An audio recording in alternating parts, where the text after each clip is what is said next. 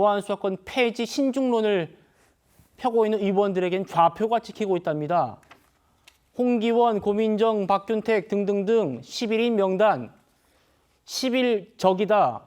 검찰개혁의 10일 적이다. 강성 지지자들의 지금 집중 포화가 이어지고 있다고 합니다. 들어보시죠. 홍기현, 고민정, 박균택, 이소영, 김남희, 곽상원, 모경종, 문진석, 민홍철, 박기승, 주철현 11명 잊지 맙시다. 의원들이 하실 일과 민주당 지지층이 해야 할 일을 구분해서 얘기하자면 의원들에게 전화를 하고 보안수사권 완전 폐지 꼭 필요합니다. 저희는 잊지 않고 있습니다. 전화나 문자 하는 게 필요하다. 최근에 보니까 보수 진보 언론 할 것 없이 다 지적을 해요.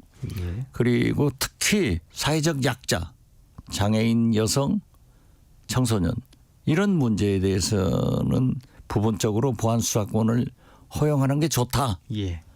그렇게 해서 저도 일리가 있다. 방향을 바꿨다가 못 살겠습니다. 전화, 문자 폭탄에. 박지원 의원은 저기 11적에 안 들어가 있죠. 그러니까 이 11적이라 불리는 의원들 말고도 민주당의 이런 문자 폭탄, 전화 폭탄 받고 있는 의원들이 상당히 더 많다는 겁니다. 양태정 부위원장님. 좌표가 찍혔어요. 아까 보셨잖아요. 보니까 그 유튜브에 정청래 후보도 같이 있더군요. 홍기원, 박균택, 김남희, 문진석, 민홍철 등등등 11적이랍니다. 어떻게 봐야 됩니까, 저희가? 저는 이 국회의원들은 뭐 국민의 대표이기도 하지만 이제 의원들 본인들이 양심에 따라서 그런 법안을 발의하고 법안에 찬성을 하는 건데 물론 저거에 대해서는 뭐 지지자들이나 당원이나 뭐 국민이 메시지를 보내고 의견을 낼 수는 있죠. 뭐 그렇게 할 수는 있지만 근데 이제 저거는 뭐 11적이라는 표현 그런 좀 과한 표현이라고 생각을 하고요. 같은 당 의원이잖아요. 그래 같은 당 의원임에도 불구하고 뭐 비판을 할 수 있지만 저런 비난은 안 된다고 생각을 하고요. 또 그리고 뭐 그걸 넘어서서 뭐 문자하고 전화하고 막 전화해서 막 욕설을 하거나 막 문자로 막 험한 말까지 하는 그런 사람들도 있다고 합니다. 그런 게 받게 되면 아무리 의원이라고 해도 의원도 인간인지라 굉장히 김남희 의원이 지금 모르는 사람이 내 페이스북에 미친 X라고 댓글도 달았다. 뭐 이렇게 또 얘기를 하네요. 그러니까 저거는 사실 해서는 안 되는 표현인 거죠. 그러니까 아니 왜냐면은 저 법안 자체에 문제가 있거나 그런 게 있다면 의견을 달고 충분히 의견 달 수 있는 국회 홈페이지에도 게시판도 있고 SNS를 통해서 의견을 할 수 있지만 왜 그 의원 개인에 대해서 저런 그 모멸감을 주는 욕설을 하는 건 안 된다고 생각을 하고요. 또 뿐만 아니라 저도 저 법안 개정안의 그 내용을 봤는데 네. 상당히 타당 부분이 많이 있습니다. 네. 그러니까 이게 결국은 그뭐 법사위나 상임위 아니면 또 이제 그 외 의원들이 주최하는 토론회를 통해서 보안수사권을 완전 폐지할지 아니면 일부 줄지 준다면 어느 부분을 줄지 그거에 대해서는 굉장히 기술적이고 운영의 묘가 필요한 부분인 건데 이게 정치적 논리에 휩싸여가지고 보안수사권을 완전히 없애거나 아니 보안수사권을 정말 이상하게 줘버리게 된다면 이 정말 그 피해는 국민들이 고스란히 받게 되거든요. 그렇게 되면 헤어날 수 없는 거고 사실 이 문제를 제대로 해결하지 않으면 민주당 입장에서는 뭐 민주당이 지금 다수당이니까 문제가 생겼을 경우에는 앞으로 남아있는 선거에서 어떤 결과가 나올지 예측이 되지 않은 상황이기 때문에 저는 뭐 실제 저는 저 보안수사권이 필요한 부분도 있고 물론 문제되는 부분도 있지만 그런 부분에서 직접 그 변호사로서 일을 하고 있는 사람으로서 좀 굉장히 중요한 부분이기 때문에 네. 정말 정말 엄격히 검토를 하고 정말 전문성 있게 해야 된다고 생각합니다. 예. 민주당이 약자를 위한 정당을 표방하고 있지 않습니까? 여성, 장애인, 소수자 지금 이분들이 보안수사권 있어야 된다라고 외치고 있는데도 그 목소리를 듣고 반영하겠다고 하는 의원들을 11적으로 몰고 좌표를 찍고 있답니다. 그 11적 중에 한 명이죠. 홍기원 의원. 그럼에도 김어준 씨 방송에 나가서 소신 굽히지 않았습니다. 들어보시죠.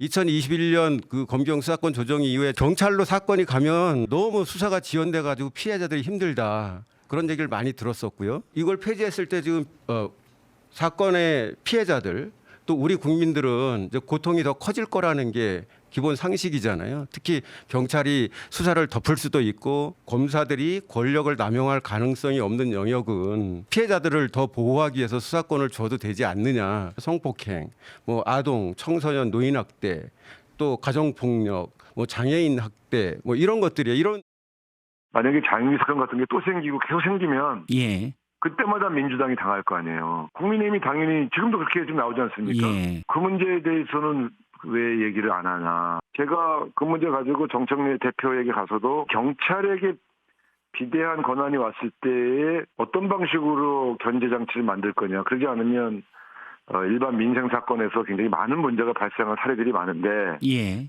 이거 굉장히 어렵지 않냐. 이런 얘기 전달했는데 실제로 당 차원에서 검찰 개혁을 주장하신 분들이 그 문제에 대한 대안을 제시해 준 적은 없어요. 윤기찬 위원장님, 우상호 지사 정무수석을 했었죠. 정무수석 때 이 검찰 개혁 문제를 또 정 대표와 상의를 했었다는 겁니다. 그러면 답을 못 들었다. 어떻게 될까요, 지금 민주당에서? 근데 이제 저 때는 사실 그럴 수도 있다고 봐요. 왜냐하면 그 당시에는 추상적인 제도가 앞으로 어떻게 구현될 것인가에 대해서 명확한 입장이 안 나와 있고 구체적으로 이 제도의 허점, 만약에 폐지했을 때 어떤 문제가 생길지에 대해서 장윤기 사건 같은 부분들이 크게 와닿지 않았었거든요. 근데 그런 일이 벌어졌잖아요. 대놓고 벌어졌습니다. 그 이후에도 갈등 구도를 이렇게 쭉 갖고 가는 정청래 전 대표의 이 전략은 맞지 않아요.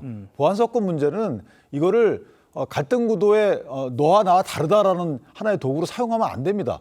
왜냐하면 보안 사건이라는 것은 국회에서 입법권이 있잖아요. 국회에서 입법을 할 때 그냥 입법하면 되죠. 근데 왜 청문회가 필요하겠습니까? 입법 자료를 수집해야 될 거 아니겠어요? 그래서 입법 청문회가 필요한 겁니다.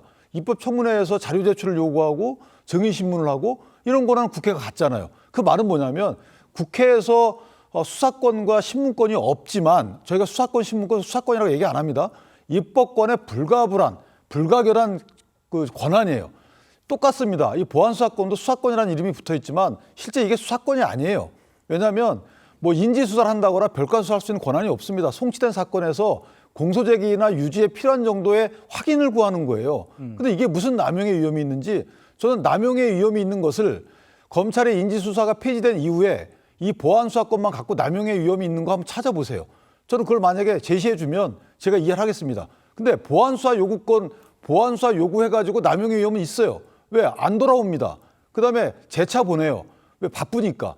자, 이런 보안수사 요구했을 때 국민이 피해보는 이런 사안은 분명히 발생을 하는데 검사가 직접 보안수사 요구해서 검사 권한을 남용했다는 사례 없어요. 인지수사 말고. 근데 자꾸만 민주당은 인지수사 때 남용한 위험을 갖고 오는 거예요. 그럼 뻔한 건데 이걸 왜 갈등 구도를 이용하고 이걸 왜 이거 갖고 대통령을 욕하고 오히려 대통령이 이거 보안수사 요구는 최소한 내에서 필요하다. 보안수사권은 이 말이 맞는 겁니다. 근데 정청래 대표나 이런 지금 뭐 공익을 위한 언론 활동 하신다는 분들이 이걸 갖고 갈등 구도를 사용하고 글쎄요 공격하고 이게 맞는 건지 예. 저는 도대체 납득이 안 됩니다.